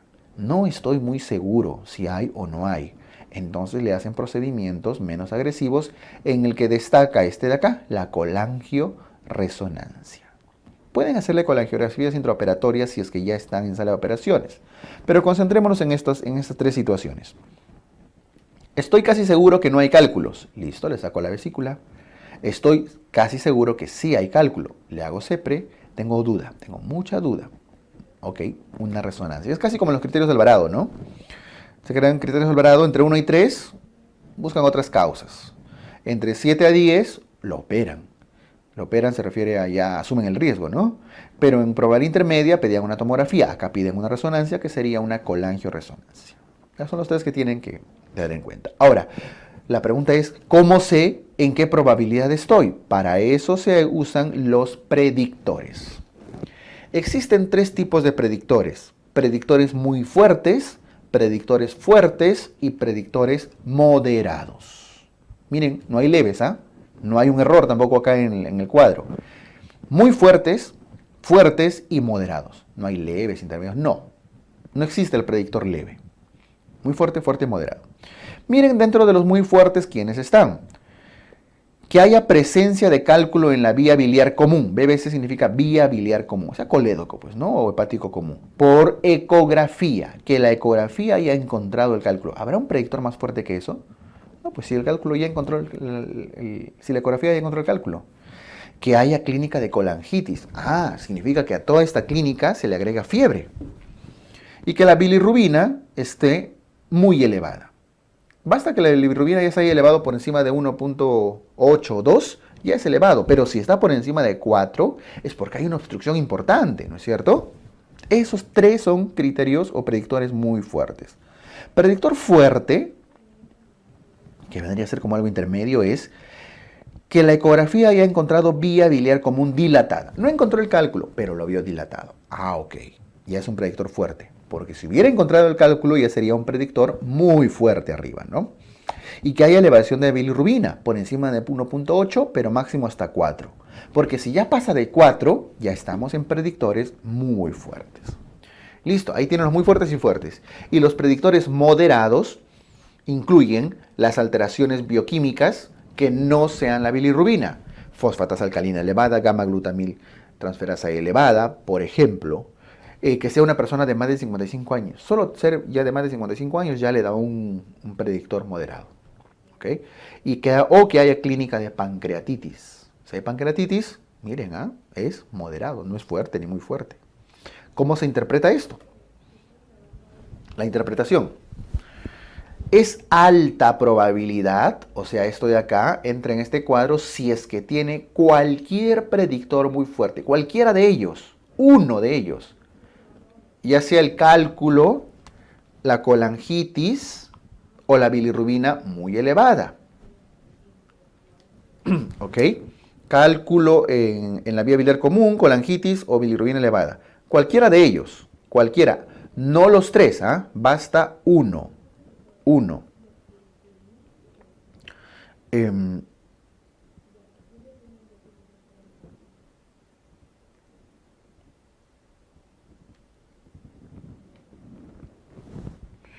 Eso es alta probabilidad.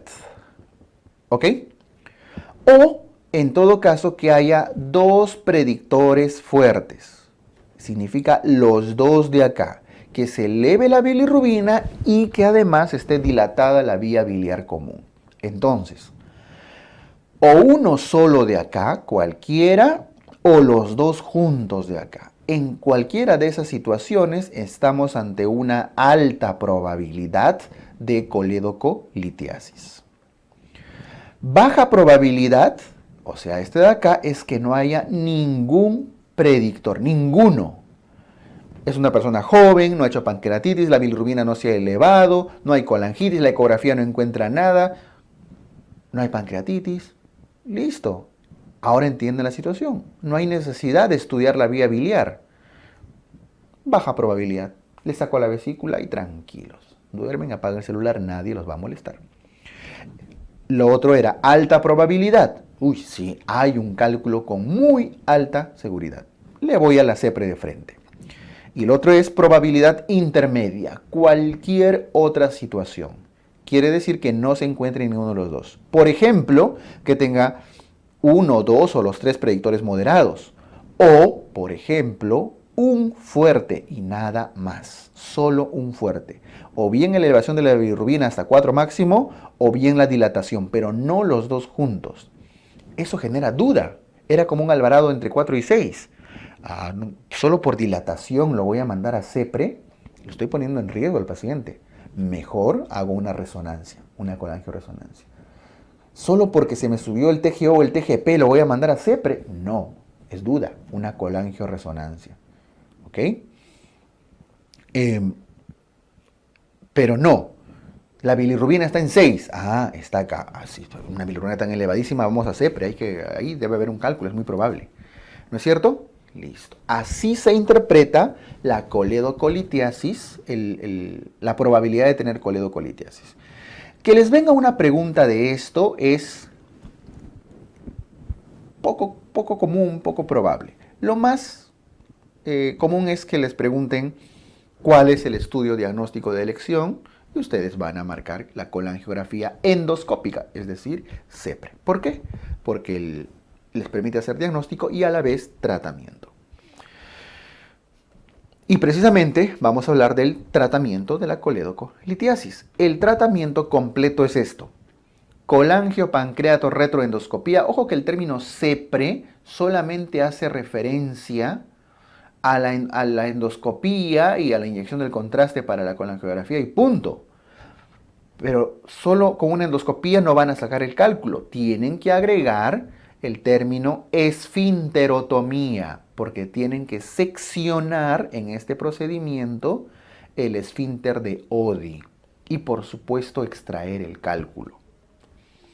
A veces al término esfinterotomía también le llaman papiloesfinterotomía, Por eso muchas veces van a encontrar el término papiloesfinterotomía endoscópica. Es válido, totalmente válido. Y por supuesto no olviden agregar el término extracción del cálculo. Este gráfico está bien bonito, ¿no? Entra el endoscopio, atraviesa el esfínter, encuentra los cálculos. Hay varios métodos, ¿ah? Con pinzas, arrastrando con balón, etcétera. Pero para que los cálculos pasen tienen que seccionar el esfínter, pues, la capa muscular. Y ahí van a poder sacarlo. ¿Hasta qué tamaño se puede sacar? Pueden sacar el tamaño que quieran. Todo va a depender de si logran hacer una buena ventana y una buena incisión. Se hace difícil, no imposible, difícil con cálculos mayores a 18 milímetros. Perdón, a 20 milímetros. A partir de los 15, 18 ya hay algunas complicaciones. Aumentan las complicaciones. Pero ya prácticamente se hace muy complicado, casi imposible de sacar con más de 20 milímetros. Eso significa 2 centímetros, que es grande, ¿no? No imposible, ojo, porque ya hay posibilidades de hacer litotricia, ampliar la esfinterotomía, etc. Pero aumentan las complicaciones o el riesgo de complicaciones. ¿Y cuáles son? Para empezar, que tienen que tener en cuenta en quienes no hacer CEPRE, en quienes no hacer la colangiopancreatorretroendoscopía. En pacientes que se encuentran con inestabilidad hemodinámica, y esto es un concepto transversal a toda cirugía, cuando el paciente se encuentra hemodinámicamente inestable, hay que evitar procedimientos invasivos. Que no autorice. Si el paciente no les autoriza, pues esta es la más absoluta de todas. Si no les firmó la autorización, no se hace. Y hay que buscar otras alternativas, o bueno, ya entramos en el terreno incluso de la medicina legal, ¿no es cierto? Cuando hay falta de entrenamiento. Creo que es obvio, ¿no? Coagulopatías y alteraciones anatómicas. Estas de acá, las coagulopatías y las alteraciones anatómicas, son contraindicaciones relativas. Antes eran absolutas, pero ya hoy en día, con la corrección de la coagulación y con entrenamiento adecuado, podría considerarse realizar. Se puede corregir, pero igual está dentro del grupo de contraindicaciones.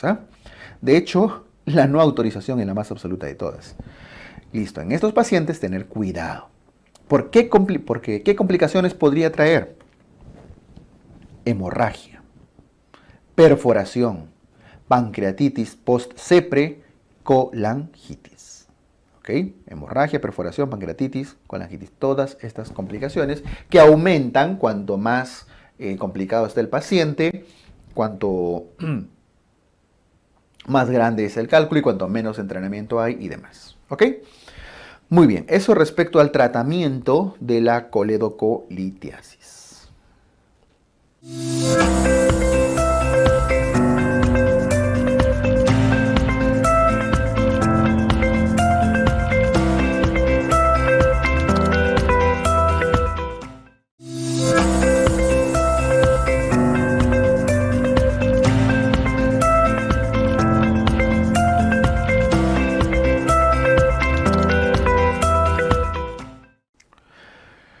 Vamos ahora a la colangitis aguda. La colangitis aguda es un proceso inflamatorio, por eso es una itis, ¿no es cierto? Itis. Un proceso inflamatorio de la vía biliar común, por eso habla itis del colangio, ¿no es cierto? Itis del colangio. No confundir la colangitis aguda, que es un proceso inflamatorio porque se obstruye la vía biliar. Ahí el cuadro está bien claro. Se obstruye la vía biliar y se forma un absceso en la vía biliar, pero es por obstrucción. No lo confundan con la colangitis esclerosante primaria, en la cual todo el árbol biliar se inflama, tanto en la parte extrahepática como intrahepática. Y su propio nombre lo dice, primaria. Quiere decir que no es secundario a algo. Secundario significa que algo lo ocasionó, y en este caso una obstrucción de cálculo. Primario es que todas las paredes de la vía biliar se esclerosan y luego terminan cicatrizando y se fibrosan. Y después de fibrosarse, ya saben que después de la fibrosis viene la falta de función, se obliteran, se colapsan. Listo. Eso es otro problema. Ya la colangitis esclerosante primaria, que por cierto puede malignizar, porque estamos hablando de una cronificación, ¿no? Bueno, pero ya la colangitis esclerosante habla de una inflamación con fibrosis de la vía biliar. La colangitis es la inflamación, el absceso, porque se obstruyó la víscera. ¿Ok? También le llaman colangitis aguda ascendente. Otros le llaman colangitis aguda supurativa ascendente. Ascendente significa que va hacia el hígado, ¿no es cierto? Otros le llaman colangitis secundaria. ¿Secundaria a qué? A cálculos. Listo. Creo que ya la terminología entonces está clara, ¿no? Causas. Hay causas benignas, como la obstrucción por cálculos, parásitos, quistes de colédoco, etc. De lejos, la causa más común es la colédoco-litiasis. Y hay causas malignas, como los tumores. Y cuando hablamos de tumores, estamos hablando de los tumores periampulares. Y de los tumores periampulares, el de cabeza de páncreas es el más frecuente. Ya, pero nos estamos metiendo en las causas malignas y son menos frecuentes. Lo cierto es que cualquier cosa que obstruya desde adentro o desde afuera la vía biliar puede generar una colangitis. Si se dan cuenta, el síndrome de Mirici mismo puede generar colangitis, porque el síndrome de Mirici obstruye la vía biliar, ¿no es cierto? Y eso puede generar colangitis. ¿Ok? Listo. Tumores. ¿Y qué gérmenes están involucrados dentro de la evolución de la colangitis aguda? Los mismos que los de la colecistitis, es decir, gram negativos como E. coli y Klebsiella. Son los dos más comunes. Aquí hay que agregar los Enterobacter, que también tienen cierta importancia. Pero de lejos, E. coli y Klebsiella con más frecuencia. ¿Ok? Listo. Entonces, eso es la colangitis, esas son las causas y estos son los gérmenes más comunes. El diagnóstico de la colangitis, el diagnóstico clásico se da con la tríada de Charcot. ¿Y en qué consiste la tríada de Charcot? Ahí está. Fiebre, ictericia y dolor. Fiebre, ictericia y dolor. La pentada de Reynolds es otra forma clásica de diagnosticar colangitis, que incluye la misma tríada de Charcot, fiebre, ictericia, dolor, pero se agrega depresión del sistema nervioso central y shock. Quiere decir un shock séptico, pues, ¿no? Compromiso cardiovascular, compromiso neurológico. Si se dan cuenta, está hablando de compromiso multiorgánico. Por lo tanto, la pentada de Reynolds diagnostica no cualquier colangitis aguda, sino colangitis agudas severas. Al haber compromiso neurológico y cardiovascular, ya estamos hablando de severidad de nuestra colangitis. Muy bien, esta es la forma clásica sencilla. Pero los criterios de Tokio también nos dan criterios diagnósticos para colangitis. Hay 3 criterios. Signos de colestasis. ¿Qué significa de colestasis? ¿Se acuerdan que cuando hablamos de colecistitis, en el A decía signos de inflamación local, es decir, cualquier cosa, dolor, inflamación en el hipocondrio derecho, ¿no es cierto? Ahora es colestasis. Colestasis significa obstrucción de la vía biliar, éstasis de la vía biliar. En el B están, igual que en la colecistitis, signos sistémicos de inflamación. Ojo que el orden puede variar, ¿eh? Algunos colocan los signos sistémicos en el A y otros colestasis en el B. No es lo importante en este caso. Y el C, como siempre, las imágenes. ¿Cuáles son signos? Aquí sí lo voy a escribir. ¿Cuáles son signos de colestasis? Ictericia. ¿No es cierto? Ictericia. Signo clínico. Podría ser un hallazgo de laboratorio. Elevación de la bilirrubina. Total, a predominio directo, pero basta con que haya elevación de bilirrubina total y es un signo de colestasis. Elevación de la fosfatasa alcalina o gamma-glutamiltransferasa, enzimas colestásicas. Ya sea de forma clínica o de laboratorio, hay signos de colestasis, que algo se está obstruyendo en la vía biliar. ¿Y cuáles son los signos sistémicos de inflamación? Esto ya lo conocen. Tienen, por ejemplo, la fiebre, tienen, por ejemplo, la leucocitosis y tienen, por ejemplo, la elevación de PCR. Son respuesta de proteínas C reactiva, hay respuesta inflamatoria sistémica. Y en estudios de imágenes están las colangiografías, que pueden ser, esto ya lo hemos visto, endoscópicas, pueden ser por resonancia magnética. Si es endoscópica, por supuesto que es CEPRE. Si es por resonancia, es una colangioresonancia. ¿Cómo se interpretan estos criterios? Un signo de A más un signo de B, cualquiera que fuere, es sospecha de colangitis. Funciona igual que colecistitis. Quiere decir que si yo junto a un paciente con ictericia y fiebre, sospecho colangitis. Ahí está, miren a Charcot, con ictericia y fiebre, sospechan. Nada más habría que agregar el dolor. Pero incluso significa que si no está el dolor en un caso clínico y solo hay fiebre ictericia, ya pueden sospechar de colangitis. ¿Ok? ¿Y cómo se pueden mezclar elevación de bilirrubina con leucocitosis? También podría generarle sospecha de colangitis, ¿cierto? ¿Cómo se confirma? A más B más C. Eso es diagnóstico. Quiere decir que si ustedes tienen imágenes, una colangiografía que demuestra la dilatación de la vía biliar, están demostrando que hay una colangitis aguda que amerita tratamiento. ¿Ok? Esa es una imagen característica. La dilatación de la vía biliar está ancha, incluso ven acá la vesícula, ¿no? Bastante dilatada porque prácticamente se ha llenado de pus, de bilis y pus toda la vía biliar. Listo.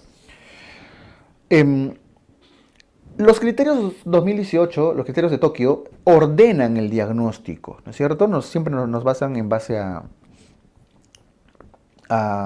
más signos, nos abre el abanico, porque ya no se cierra solamente a la fiebre, la ictericia, el dolor, la clínica, sino ya incluye exámenes de laboratorio, imágenes y todo. Pues es más completo.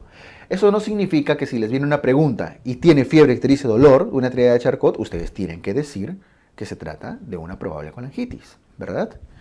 La penta de Reynolds también, con el detalle que la penta de Reynolds, no olviden que se trata de una colangitis severa. ¿Por qué? Porque hay compromiso multiorgánico, el compromiso neurológico y el cardiovascular. ¿Ok?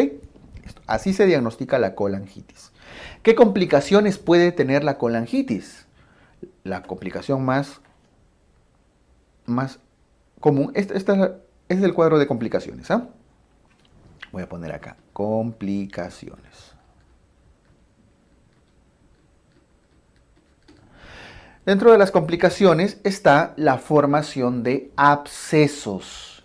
Abscesos. Bueno, una colangitis puede generar peritonitis, sí. ¿Puede generar abscesos de la vía biliar? Sí.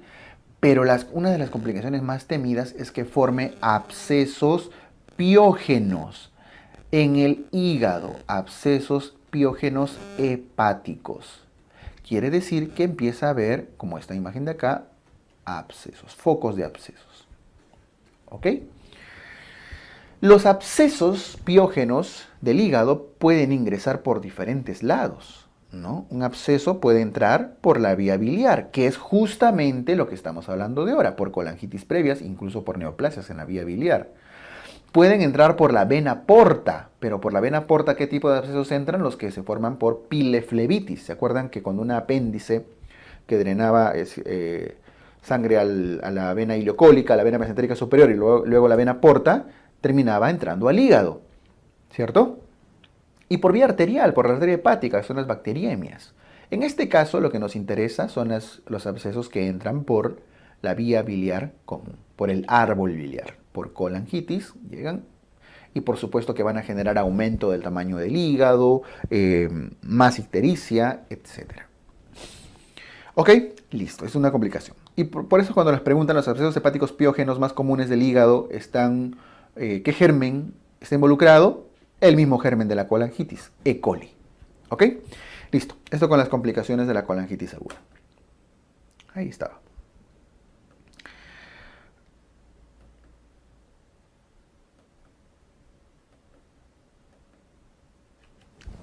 Estos no son predictores. Estos no son predictores. Estos son los grados de severidad de la colangitis aguda. Okay, corregimos acá. Muy bien. Y ponemos grados de severidad.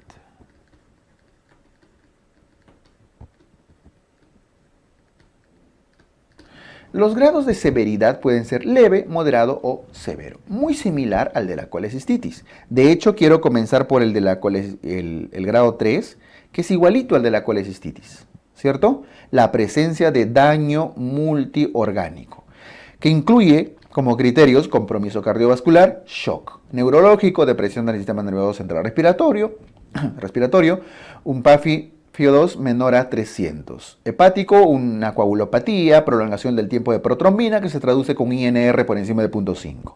Elevación de creatinina, oliguria, plaquetopenia como dato hematológico. Cualquiera de estos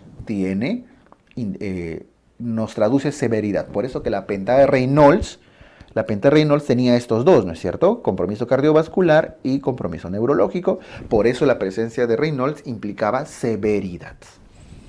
El 1 y 2 no tienen compromiso multiorgánico. Bueno, está escrito, ¿ah? Ahí está. No hay compromiso multiorgánico en ninguno de los dos casos. Eso lo haría severo. Pero ¿en qué se diferencia leve de moderado? Que en el leve hay buena respuesta al manejo antibiótico y en el 2, en moderado, no hay respuesta a tratamiento antibiótico. Por lo tanto, va a evolucionar hacia la severidad. ¿Ok? Listo. Lo importante es que acá quiero que reconozcan cuándo es severo y es sencillo porque es el mismo de colangitis. Bien. Los grados de severidad. Y el tratamiento. El tratamiento de la colangitis va a depender de en qué grado nos encontramos. Grado 1, grado 2 o grado 3. Leve, moderado o severo. Si la pregunta es directa, ¿cuál es el tratamiento de elección de la colangitis aguda? El tratamiento de elección es el drenaje. Ojo, antes de hacer mostrar cualquier cosa acá. La vía biliar está dilatada. A veces está la vesícula ahí. Ahí está, porque algo se está obstruyendo y está lleno de bilis y pus. Es un chupo biliar. ¿Qué se le hace a los chupos? ¿Qué se le hace a los abscesos? Se les drena. Por lo tanto, el tratamiento acá es el drenaje. El problema es por dónde lo dreno. Lo ideal siempre va a ser drenar por el esfínter. De pasada que se saca el cálculo. Eso es CEPRE. Pero a veces no pueden drenar por ahí. A veces tienen que drenar por la vesícula. Es una colecistostomía. Y a veces van a tener que punzar o acceder a la vía biliar principal y drenar desde ahí. El asunto es drenar. El tratamiento de elección, por lo tanto, es el drenaje. Ahora, el drenaje puede ser endoscópico, puede ser percutáneo o puede ser un drenaje quirúrgico. Lo ideal es lo menos agresivo, uno endoscópico, que es entrando por CEPRE a la vía biliar. El problema es que no siempre se va a poder hacer. ¿Ok? Listo. Entonces, cuando estamos en grado 1 y 2, ¿qué pasa? Y 3 en general. El manejo de elección siempre debe incluir manejo antibiótico. Esto es igual que la colecistitis, es el manejo inicial. De hecho, la colangitis, al tener mayor probabilidad de desarrollar sepsis, ustedes saben, la regla de la hora de oro, le llaman, ¿no? La hora dorada. Cuanto más demoren en iniciar antibióticos, el pronóstico de un cuadro séptico va a ser más bajo. Y al revés, cuando una colangitis recibe antibióticos dentro de la primera hora de diagnóstico, prácticamente duplica la probabilidad de supervivencia. Así que siempre acuérdense, el antibiótico, lo ideal. Ahora, lo ideal es que sea un drenaje endoscópico, CEPRE. Eso aplica para grado 1 y para grado 2, leve y moderado. No es de recomendación cuando ya estamos en severidad. CEPRE no se hace en casos severos porque ya hay compromiso multiorgánico, ¿no es cierto? En grado 3 se prefiere un drenaje quirúrgico o percutáneo en todo caso. Ahora, la CEPRE de grado 1 y grado 2 va a depender en qué momento se hace. Por supuesto que el grado 2 es más peligroso, ¿no? Porque ya está a poquito de volverse grado 3. Entonces la CEPRE es más urgente. Quiere decir, se hace dentro de las primeras horas, como máximo dentro de las próximas 12 horas. Lo más pronto posible. Pero hay que hacerlo. En cambio, el grado 1, el leve, ¿Se acuerdan cuál era la definición? ¿Hay buena respuesta a antibióticos? Si hay buena respuesta a antibióticos, nos da tiempo para hacerle a la CEPRE hospitalizado. Acuérdense que la palabra temprano se refiere en la misma hospitalización, máximo 72 horas después de ingresar a emergencia. ¿Ok? ¿Pero por qué? Porque está respondiendo bien a antibióticos. En cambio, el grado 2, que no tiene buena respuesta antibiótica, por eso es grado 2, ya tenemos que hacer la CEPRE más pronto.